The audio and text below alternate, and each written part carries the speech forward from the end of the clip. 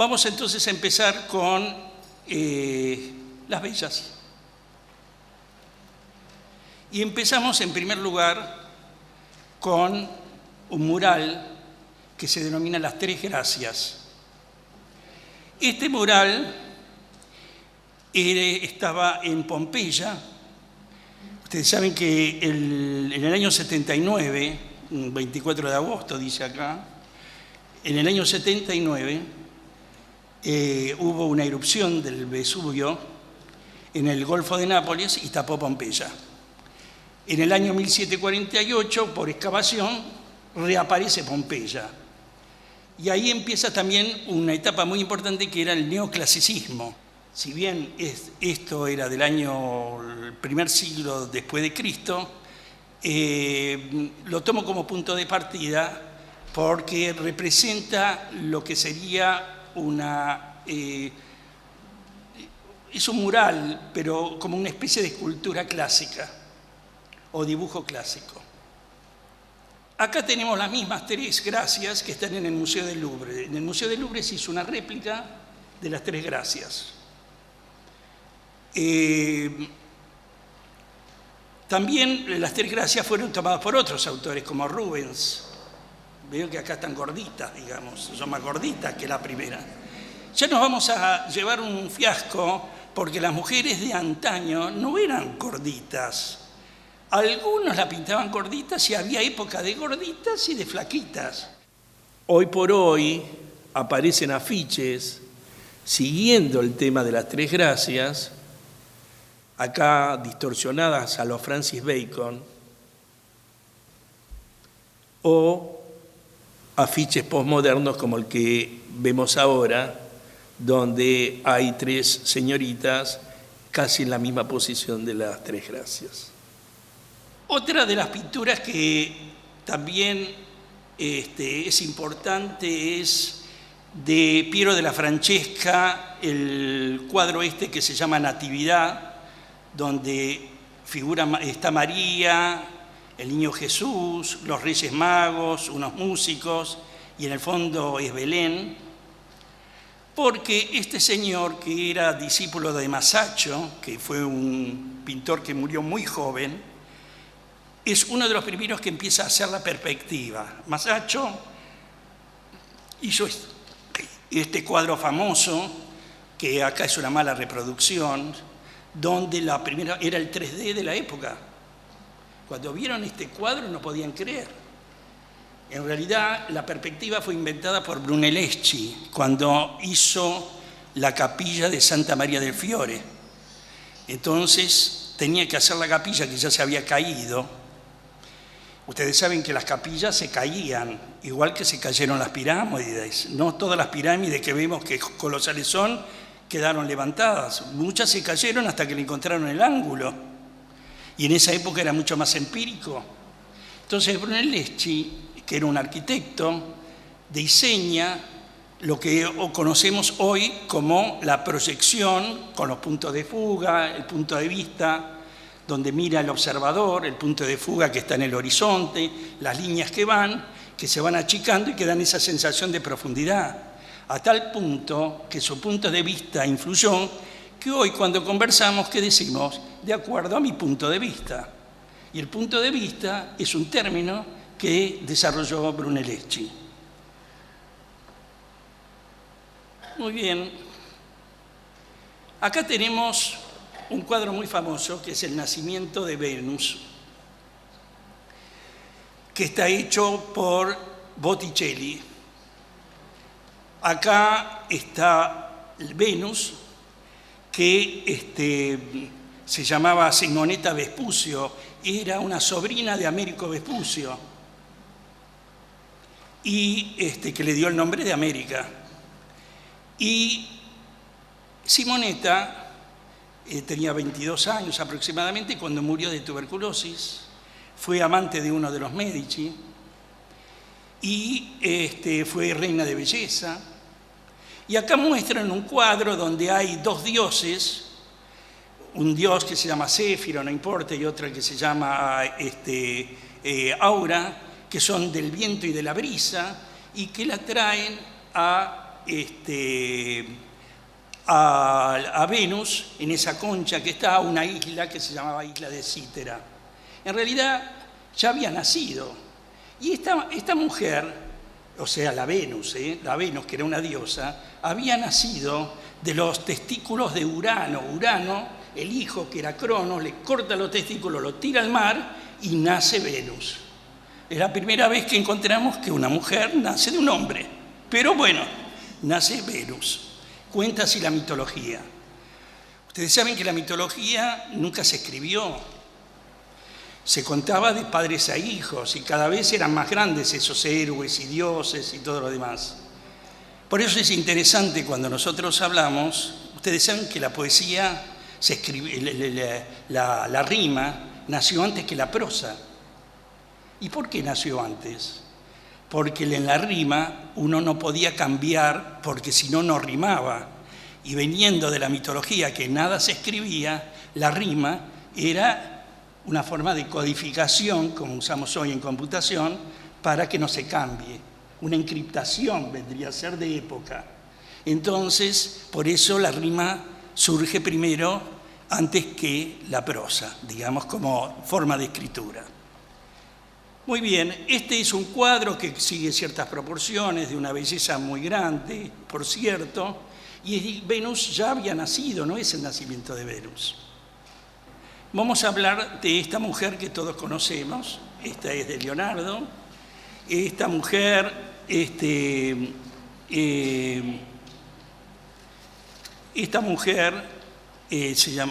lo que se conoce como Mona Lisa o Gioconda. ¿Por qué tiene dos nombres? Mona porque era mona, para la época. Lisa porque se llamaba Lisa. Y Gioconda porque estaba casado con Francisco del Giocondo.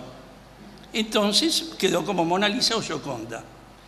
Esta mujer, que no tiene ni cejas ni pestañas, no se sabe muy bien si es porque en la época se estilaba depilarse totalmente las cejas y las pestañas o porque es un desgaste de la pintura. Sea como sea, esta obra tiene bastante importancia porque si uno mira bien, casi ella está de frente, si viene un poquito el torso, pero casi está de frente así, y la perspectiva es distinta del fondo, es distinta que la imagen. Además, es una de las primeras imágenes que se usó el difumato, que era una forma de pintar donde no había límites entre una figura y otra, sino que se iban fundiendo en la tela. Y con, obviamente, la aparición del óleo, que fue importante en el Renacimiento. El óleo tiene la ventaja que no seca, y como no seca, se puede mezclar en la tela. Tarda una semana en secar, no es como el acrílico que uno pinta y a los 2 minutos está seco. Esta obra fue robada en el año 1911 por un trabajador que a los 2 años apareció la obra. Fue rociada en el año 1956, fue apedreada varias veces por distintos movimientos que cuestionaban la mujer como objeto. Después vamos a ver, si tenemos 2 minutos, me gustaría hablar de este tema y la mujer como objeto. Después que contemos qué pasó con todas las mujeres.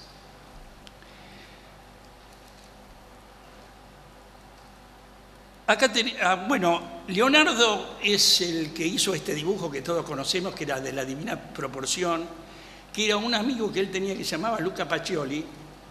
Le pidió que lo haga para la portada de un libro y usó lo que había redactado un arquitecto del siglo I después de Cristo, que era Vitruvio. Entonces ahí cuenta cómo tiene que ser el hombre y él hizo este dibujo con los brazos, con los 4 brazos y las 4 piernas, digamos así, porque están en 2 posiciones de la Divina Proporción. Otro número que también es importante es lo que se llama la proporción áurea. La proporción áurea es un número. Si ustedes quieren saber qué es la proporción áurea, yo les digo es 1,68. ¿Qué significa?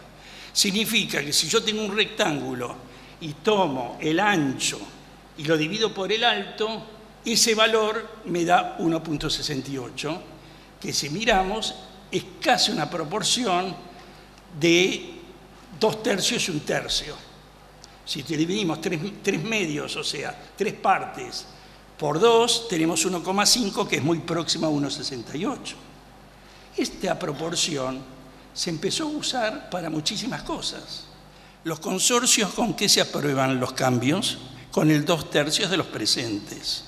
Las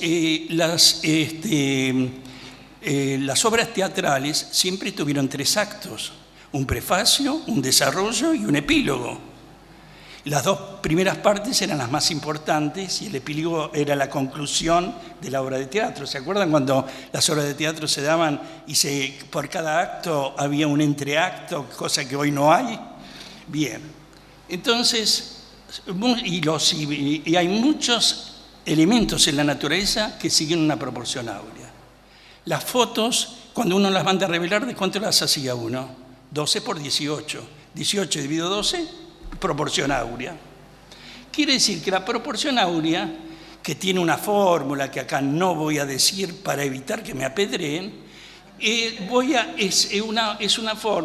un número que de alguna manera alguien dice que es, entre comillas, la proporción justa, la proporción adecuada. Si yo tengo que hacer un rectángulo que sea armonioso, el ancho o el largo, como quiere llamar, dividido el alto, me tiene que dar aproximadamente 1,68. Y eso significa que es una buena proporción. Los arquitectos la usan muchísimo para todo lo que sean elaboración de espirales. Los caracoles tienen una proporción áurea, que tendría que explicarles por qué y cómo, pero los girasoles, los estambres de un girasol, ¿no es cierto?, en la parte central de la flor de girasol, están distribuidos según una proporción áurea. En matemáticas hay montones de cosas que se hicieron. Hay un matemático que hasta encontró una serie numérica que se construye de tal manera, una serie de números, es el 1, el 2, el 5, etcétera, de manera tal que cada número dividido por el anterior da una proporción áurea. Y así se empezaron a trabajar, a encontrar propiedades, así como hay propiedades de los números primos, de los números naturales, de los números reales, de los números complejos. Así pasó con la proporción áurea. Mucho utilizada por pintores, arquitectos, etc. Acá tenemos otra vez a la Mona Lisa, pero no es tan Mona Lisa. Acá, si ustedes ven, tiene bigotes. Este es un señor que se llama Duchamp. En el año 14, en 1914, es el que se le ocurrió tomar un migitorio, darlo vuelta, lo puso en una exposición en un rincón y lo llamó La Fuente y lo firmó con MUT, porque él hizo una similitud con la Fuente de Versalles, bueno, toda una cosa, y dijo que era una obra de arte. A partir de ese momento, perdonen el término que voy a usar, se pudrió todo y cambió la historia. Antes de Duchamp y después de Duchamp. Y hoy estamos con la gran problemática: ¿qué significa el arte? Entonces, ¿qué es el arte? Cualquier cosa es arte, no es arte. Y bueno, nos cuestionamos, un poquito vamos a hablar después. Pero este señor le puso bigotes y abajo lo llamó LHHOQ, que si uno lo pronuncia en francés es el HOQ, que quiere decir tiene la cola caliente. ¿Está? Muy bien. No solamente hizo esto, sino que después le agregó barba también.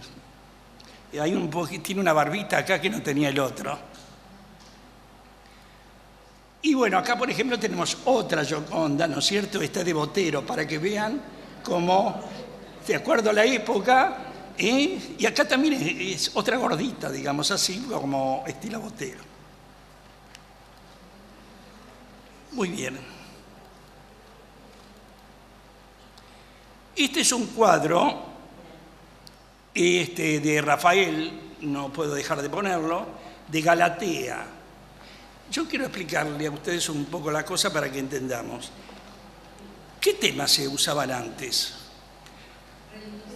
Religiosos o mitológicos, que también eran religiosos, donde siempre estaba Zeus, que se casaba con todas, con la madre, con la hermana, con la tía, que tenía hijos por todos lados, se transformaba en cisne, en lluvia, siempre estaba en todos lados. Zeus era un sabandija que estaba siempre en todas partes.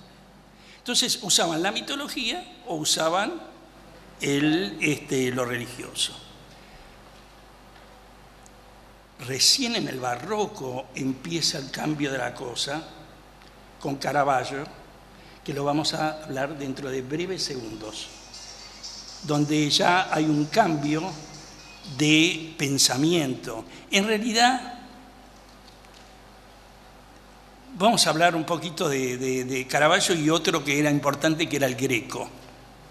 Porque el Renacimiento, que es la época de la perfección, donde tratan de imitar todo tal cual, uno mira y dice que esa mano es perfecta, esa tela parece una tela real y todo lo demás, que tampoco era muy cierto, porque los reyes que se retrataban le decían, por favor, sácame los granitos, y para salir bien, o sea, era un Photoshop de época, pero sea como sea, había una tendencia al perfeccionismo en la época del Renacimiento.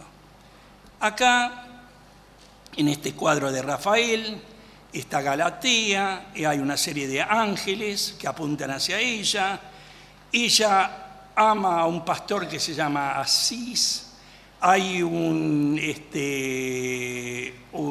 Polifeno, la desea. Polifeno es el maldito del momento, que es un cíclope, o sea, tiene un ojo acá.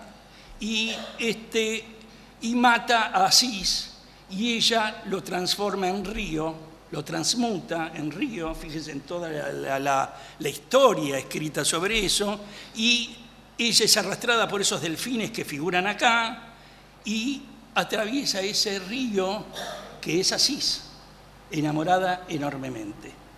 Eso es lo que cuenta este cuadro.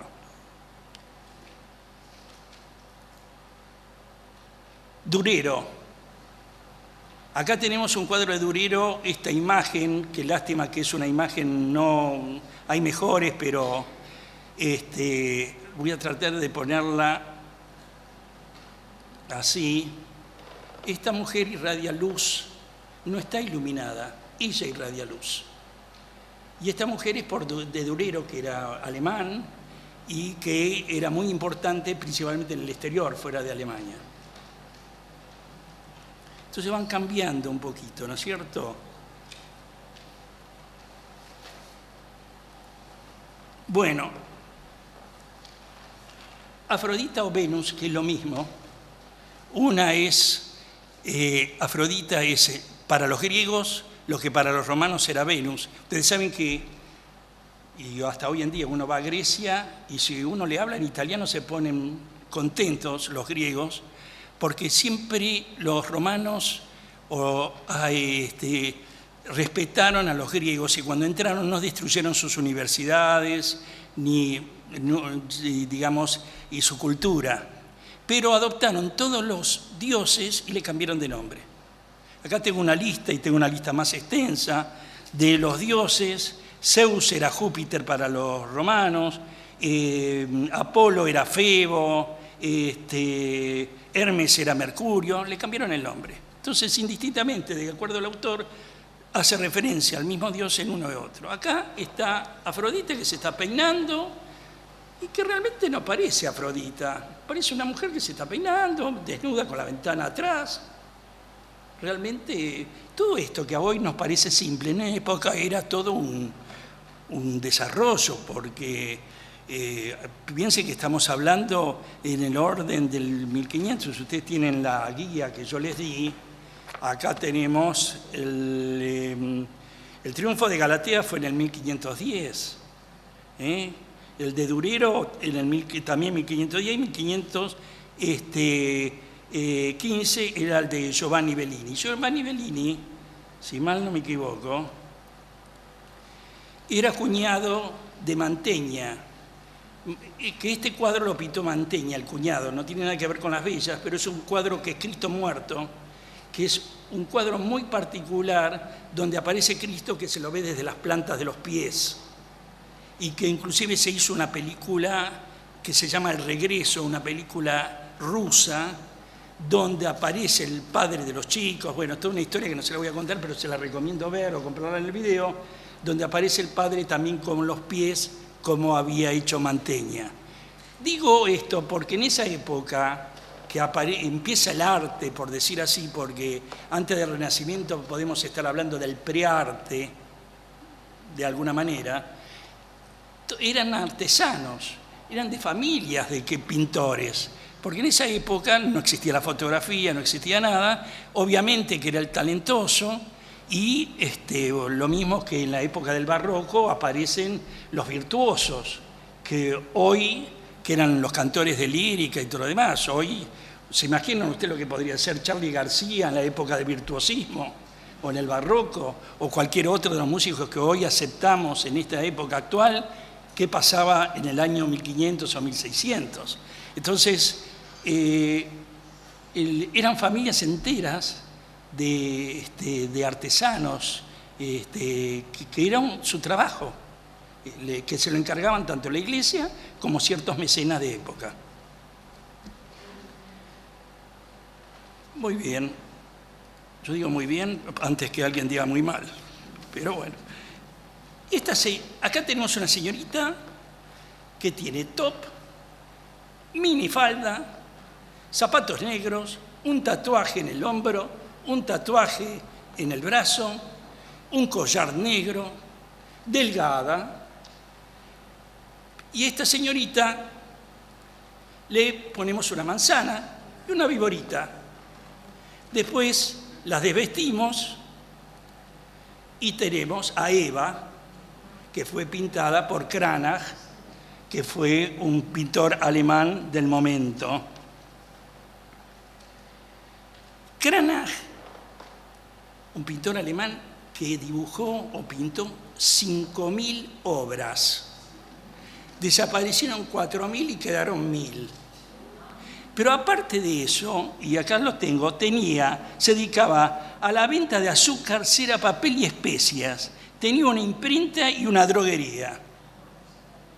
O sea, hacía dinero, pintaba, era múltiple.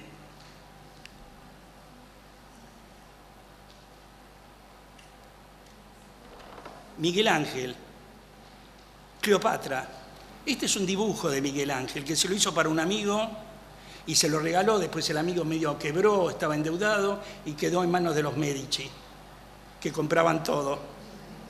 Esta mujer aparece con una cola que continúa con una víbora, que era un áspide, que era con la que Cleopatra se suicida o se envenena.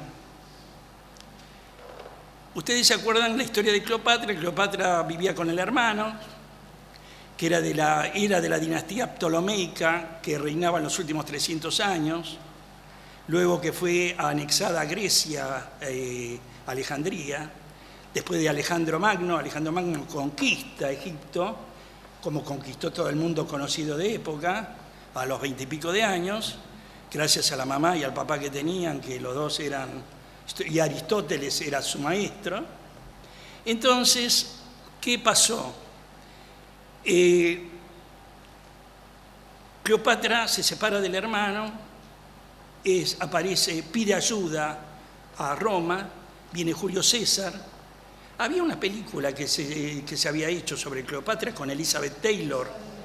Rex Harrison hace de Julio César, para aquellos que nos acordamos, y Richard Burton hace de Marco Antonio. ¿Se acuerdan algo? Bueno, esa película que costó $60 millones en esa época, cuando yo era chico, inclusive, o no me acuerdo en qué año, el primer año lograron recuperar $6 millones, fue una quiebra total esa película. Y bueno, después Marco Antonio, viene Octavio, pierde contra Octavio. ¿Y qué pasa?